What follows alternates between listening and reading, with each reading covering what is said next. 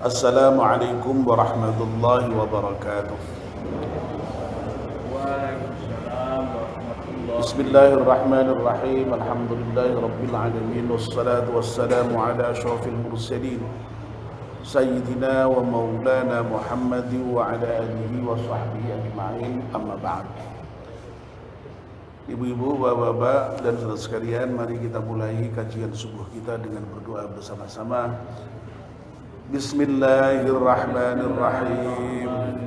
Ashhadu an la ilaha illallah wa ashhadu anna Muhammadar Rasulullah. Raditu billahi rabban wa bil islami dinan wa bi Muhammadin nabiyyan wa rasulan. Rabbi zidni ilman nafi'an warzuqni fahman wa hukman wa alhiqni bis salihin. Amin. Kita masih meneruskan kajian kita tentang orang-orang yang terbaik menurut Nabi kita Muhammad sallallahu alaihi wasallam. Kita kemarin sudah mulai membahas hadis Nabi yang menyatakan khairukum li ahli. Orang yang terbaik di antara kamu adalah orang yang paling baik terhadap keluarganya. Kemarin sudah saya sampaikan bahwa keluarga ini bisa dalam pengertian keluarga inti maupun keluarga yang lebih besar. Keluarga inti ya keluarga yang terdiri dari bapak, ibu, dan anak biasanya yang ada di dalam satu rumah tangga. Tapi sungguhnya keluarga ini juga menyangkut ahli kita secara lebih luas. Keluarga kita secara lebih luas yang juga sering kita sebut dengan kerabat-kerabat kita. Termasuk juga orang tua kita ketika sudah tidak ada di dalam satu atap dengan kita. Ini sesungguhnya masih keluarga. Sehingga ini pun juga perlu diperhatikan bagaimana kita berbuat baik terhadap mereka. Karena apa? Karena Allah memerintahkan kita untuk berbuat baik kepada ahli kita dalam pengertian yang tadi. Keluarga dalam pengertian kecil ya. Tapi juga dalam pengertian yang lebih luas ya. Dalam surah An-Nisa kalau tidak salah ya, yang juga sering disebut para dai dalam konteks setelah hari raya Idul Fitri atau Syawalan atau halal bihalal itu dinyatakan a'udzubillahi minasyaitonir rajim wa'budullaha wa la tusyriku bihi syai'an wa bil walidaini ihsana wa bidzil qurba wal yatama wal masakina wal jari dzil qurba wal jaril junubi was sahibil jambi wa ibnis sabil wa ma malakat aymanukum al-ayat. Agak panjang tapi untuk yang sementara ini kita bahas saja yang paling awal saja. Wa'budullah wa la tusyriku bihi syai'a wa bil walidaini ihsana wa bidzil qurba. Sampai di situ dulu. Sembahlah Allah dan jangan engkau sekutukan Dia dengan sesuatu pun. Dan berbuat baiklah kalian kepada orang tua dan juga kaum kerabat. Wabidil qurba.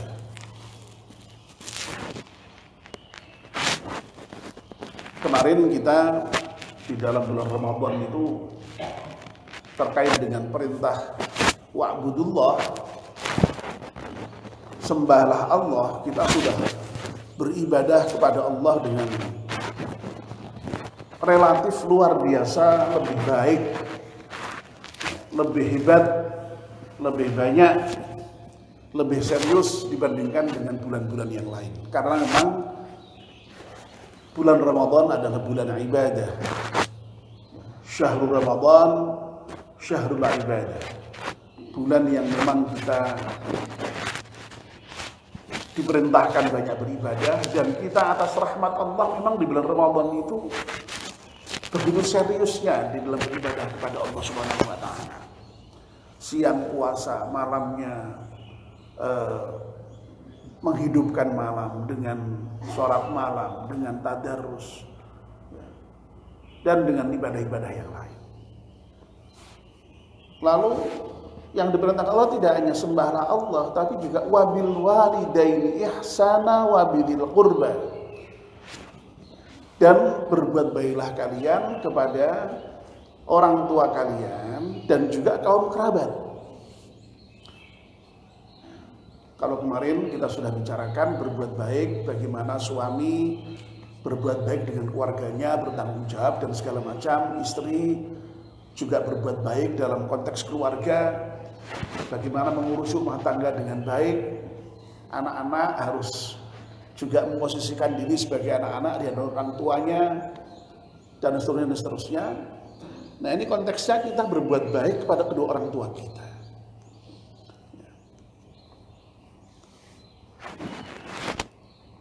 Saya sering menyampaikan bahwa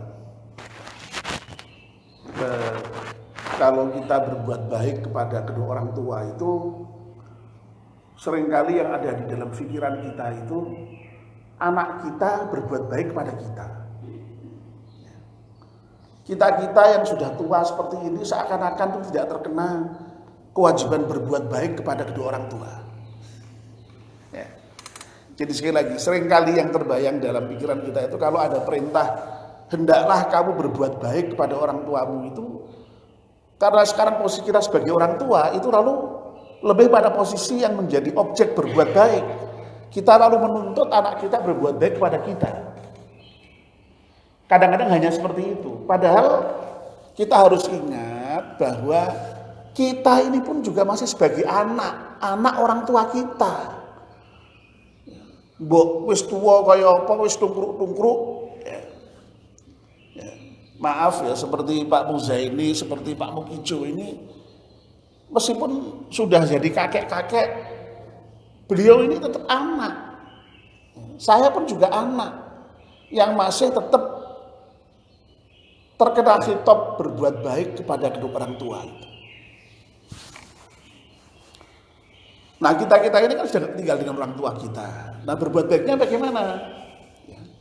Dulu pernah ada ceramah yang cukup bagus dari Pak Sattar itu, ya, misalnya, ya bagaimana kita bertanggung jawab tentang nafkah orang tua kita yang di mana saja di desa itu, ya, selewat mungkin kita masih perhatikan dengan misalnya dikirimi setiap bulannya, entah seberapapun semampu kita, untuk menunjukkan betapa kita ini memang masih punya orang tua, dan itu wujud dari perbuatan baik kita. Dan itu pun belum seberapa dibandingkan dengan jasa yang telah orang tua kita berikan kepada kita dalam kehidupan kita. Ya. Kita punya kerabat mungkin di mana-mana. Ya. Ini pun juga masih dituntut kita untuk berbuat baik. Masih harus saling tolong menolong, saling mengingatkan. Ya. Jadi tidak lalu kemudian putus. Ya. Kita lalu kemudian sibuk dengan urusan diri kita sendiri. Enggak. Kita masih punya kewajiban berbuat baik kepada kedua orang tua kita, lebih-lebih yang masih hidup. Wong sampai meninggal saja itu masih kita harus berbuat baik. Dengan cara apa? Mendoakan, ya.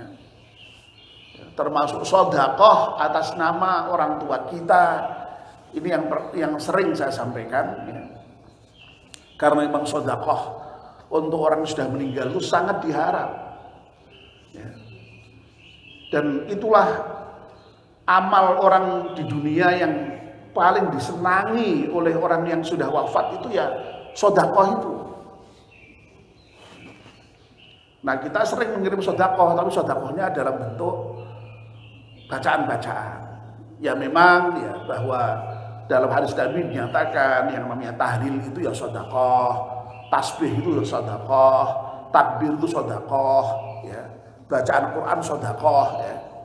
Tapi tidak semata-mata itu, termasuk juga sedekah dalam arti yang sungguhnya berupa harta benda yang kemudian diniatkan untuk orang-orang tua kita yang sudah meninggal itu, oh sangat diharapkan sekali oleh orang tua kita.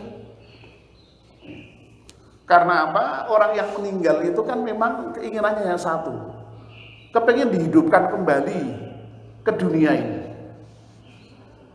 Tapi kan memang tidak mungkin. Tapi itu keinginannya. Dan kalau seandainya mungkin untuk bisa hidup kembali ke dunia, orang yang sudah meninggal itu hanya satu yang ingin dilakukan, fa'as-sadaqah. Aku akan bersedekah. Oleh karena itu, ya bersedekah itu sangat disenangi oleh orang yang sudah meninggal itu. Wong dia itu kepengin, tapi dia tidak bisa melakukan. Loh kok anak-anaknya, saudaranya mau bersedekah atas nama dia. Masya Allah itu. Bayangkan itu kayak apa orang sudah meninggal dunia ketika ada ahli warisnya yang kemudian bersedekah atas nama dia itu. Tentu sangat senang sekali. Oleh karena itu monggo ya ibu-ibu, bapak-bapak ya, termasuk ya untuk siapa saja, untuk saudara kita. Ya. Bahkan kalau anak kita sudah mendahului kita ya sedekah atas nama anak kita. Ya. Sangat disenangi. Itu kewajiban kita berbuat baik terhadap tadi orang tua kita, kaum kerabat kita. Ya. Diperintahkan Allah. Jadi perintah Allah tidak hanya berbuat baik kepada Allah, tapi wabil walidaini ihsana wabidhil qurba, kepada orang tua dan juga kepada kaum kerabat. Nah, Bapak dan Ibu, yang namanya mudik, ya, yang namanya silaturahim lebaran, itu sesungguhnya merupakan ekspresi, merupakan wujud dari bentuk kebaikan kita kepada bapak ibu kita dan kepada kaum kerabat kita. Ya, jadi itu beriringan makanya itu. Ya, setelah Ramadan itu kita tadi sudah beribadah kepada Allah dengan serius-seriusnya, jangan hanya berhenti situ, ikuti juga dengan berbuat baik kepada kedua orang tua dan kaum kerabat. Makanya kita tuh sampai ngerewangi mudik itu, mbok capek kayak apa, mbok menghabiskan uang kayak apa, itu ya tidak apa-apa untuk kebaikan, untuk menunjukkan rasa bakti kita kepada orang tua kita.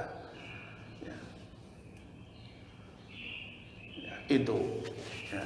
Sedekah untuk orang yang sudah meninggal itu hadis yang sahih sekali. Apa itu? Contohnya gimana? Hadisnya?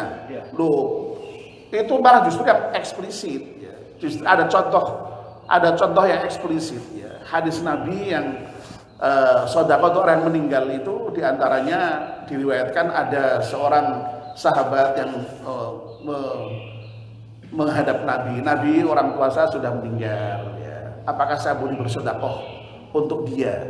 Ya. Lakukan. Termasuk juga berhaji itu, ya.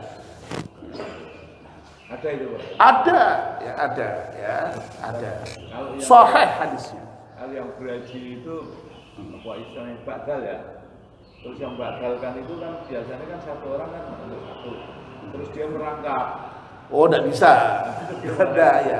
Kalau badal itu ya satu, ya membadali satu ya. Gitu. Manusia gitu. Ya, makanya itu ya harus hati-hati. Membadalkan haji itu ya harus hati-hati terhadap orang yang betul-betul bisa diamanai betul ya. Nah, seringkali orang di sana itu menawarkan badal haji itu juga ya harus hati-hati kita intinya. Ya. Makanya yang bagus tuh badal haji itu kalau seandainya bisa kita berangkat sendiri membadani betul. Tapi konteks sekarang kan sudah susah. Ya. Tapi kalau kita misalnya mencari dari segi formalitas fikihiyah, nyatanya sudah akadnya dibadani, adapun tidak itu urusan orang yang sudah menyatakan membadani tadi. Ya, itu. Jadi hadisnya sahih Pak itu Pak ya. Jadi baik menghajikan orang yang sudah meninggal maupun bersedekah atas nama orang sudah meninggal itu sahih hadisnya. Nah justru malahan ya seperti bacaan-bacaan Al-Quran dan segala macam itu yang tidak ada secara eksplisit ya. Lalu itu yang kemudian diperdebatkan oleh banyak orang itu ya tapi tadi itu wong tasbih juga sedekah, tahlil ya sedekah, bacaan apa ya sedekah. Kenapa tidak? Sedekah tidak harus dengan semata-mata uang ya. Jadi saya sedekah atas nama orang tua dengan membaca apa ya. Sedekah. Ya. Difahami seperti itu saja. Ya. Kalau seandainya dinilai tidak ada eksplisit tadi. Ya cuma memang ada kalangan tertentu di dalam mengambil hukum itu dalam masalah ibadah itu tidak boleh menghias ya. Jadi harus ada dalil yang eksplisit ya. Yang tadi kata Pak Edi ada enggak itu tadi ya. Wah jadi terpotong nih ya. Jadi apa tadi yang saya jelaskan apa tadi ya? Bahwa tadi mudik merupakan bentuk bentuk dari bakti kita ya. Perbuatan baik kita kepada orang tua dan kaum kerabat. Makanya sampai direwangi capek, direwangi uangnya habis ya itu ya dilakukan setahun sekali, apalagi itu sudah menjadi budaya. Kalau sampai tidak mudik itu nanti kemudian lalu bisa menimbulkan persepsi yang negatif dari keluarga. Ya, coba ibu-ibu itu bayangkan itu di desa sana itu. Saudara-saudaranya pada datang, anaknya tetangganya pada datang. Tidak datang itu merupakan satu perasaan yang sangat tidak enak meskipun tidak ada masalah sebenarnya. Tapi kalau sudah mentradisi, membudaya. Nah inilah ya diikuti. Makanya itu di WA itu ya, di grup itu ada unggahan silaturahim lebaran itu menarik sekali itu saya. Kayaknya itu memang desain khusus itu tidak ya. Kayaknya Pertamina apa yang logonya itu yang meng-share itu yang membuat itu. Nggak tahu Bapak dan Ibu pernah nggak lihat itu di WA itu. Ya, ada seorang keluarga muda sudah punya anak di kota ya mau lebaran tapi tidak punya uang, bingung. Waduh ini gimana ini ya? Ibu sudah pasti menunggu ya. Terus berusaha sampai dengan pada detik mau lebaran tetap saya sumpet ya ada uang sekedar untuk pulang tapi tidak ada yang lepas tersi kan pulang ya bawa oleh-oleh dan segala macam itu. Akhirnya apa ya sudah betul-betul pulang dan untuk menunjukkan bahwa ya ben pantese padha karo liyane akhirnya bawa apa itu? Kerdus-kerdus kosong itu ya. Pernah lihat itu ya yang di WA itu ya, bawa kerdus kosong. Sampai di sana itu kayak kalau tidak salah di daerah Sumatera kayaknya itu dan di sana kebetulan ada tradisi menyambut orang pulang mudik itu ya, jadi naik bis bareng-bareng, mudah disambut oleh orang kampung. Ya gagah itu kan, menantang juga kerdus, yang lain juga menantang kerdus, dia juga menantang kerdus itu kan. Ternyata kerdus kosong yang dibawa itu. Nah sampai di rumah dikasihkan ibunya kaget kok kerdus kok enteng banget ya. Tapi ibunya tersenyum, ditaruh saja gitu. Ya, nah terus malam-malam. Ini sebelum malam itu, belum hari Idul Fitrinya ya, masih malam-malam itu ditanya sama ibunya, ya, kenapa kok kamu pulang dengan kok begini? Iya Bu, saya pulang ya.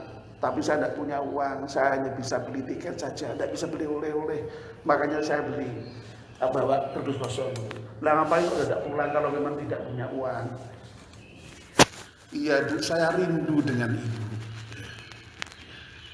Jadi kata-kata rindu dengan ibu itu bagi ibunya sudah merupakan hal yang luar biasa itu. Ibunya meneteskan air mata, syukur karena anaknya masih rindu dengan ibunya. Ya. Sebab banyak orang yang berhasil, yang bisa beli apa-apa tapi tidak pernah rindu dengan ibunya banyak. Nah ini meskipun anaknya tidak bisa membawa apa-apa tapi masih menyatakan rindu dengan ibunya bangga.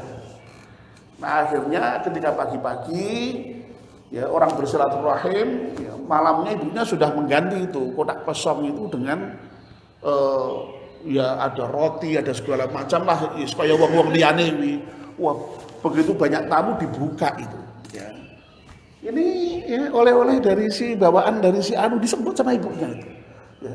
Jadi ibunya saking bangganya dengan anaknya yang pulang meskipun tidak bawa apa-apa, tapi dengan menyatakan rindu saja ibunya sudah bangga. Kardus yang kosong tadi oleh ibunya juga pengertian, tidak dibiarkan kosong tapi juga diisi dengan isi rengginang dan segala macam itu ya, keletihan itu, dan ini bawaan dari si anaknya itu katanya. Lah anaknya bingung, ya, anaknya yang masih kecil bingung tuh. Pak, kemarin tuh kayaknya kardusnya kosong kok, ini kok berisi. Bapaknya bilang apa? Yang mengisi malaikat katanya.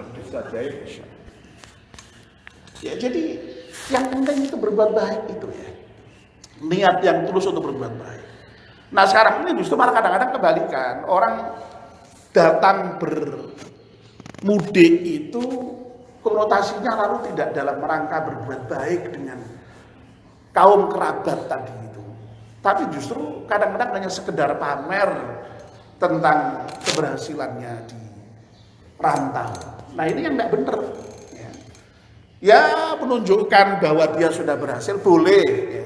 Tapi ya harus ada tadi hal yang menunjukkan kebaikan dengan orang tuanya, dengan kerabatnya. Ya bawa apalah yang memang berhasil itu. Ya silahkanlah di-share ya sebagai tanda baik tadi. Wah maafin jadi agak kepanjangan ya. Jadi karena tidak cerita barang tadi itu ya. Ya ini ya jadi bapak dan ibu. Jadi kita dituntut untuk berbuat baik kepada ahli kita ya. Jadi baik ahli kita dalam pengertian yang kecil maupun yang meluas ya. Dan kebaikan kita dengan keluarga kita itu oleh Rasulullah dinyatakan sebagai ukuran baik dan tidaknya seseorang ya. Jadi ukuran baik dan tidak seseorang itu tidak harus diukur dengan hal-hal yang wah macam-macam deh. Tapi diantaranya satu, sejauh mana dia baik terhadap keluarganya apa enggak. Dan sekali lagi Rasulullah itu adalah yang terbaik terhadap keluarganya. Wa ana khairul li ahli. Ya, jadi yang terbaik terhadap keluarganya. Karena Nabi menjadi model, Nabi menjadi contoh. Oleh karena itu ya kita mencontoh Rasulullah SAW. Mudah-mudahan kita bisa menjadi orang yang baik dari sisi ini, dari sisi baik kepada keluarga. Amin ya rabbal alamin. Mari kita tutup dengan membaca doa penutup majlis. Bismillahirrahmanirrahim. Wal 'asri innal insana lafi khusrin illa alladziina aamanu wa 'amilus shalihati wa tawassaw bil haqqi wa tawassaw bis sabr. Subhanakallahumma wa bihamdika asyhadu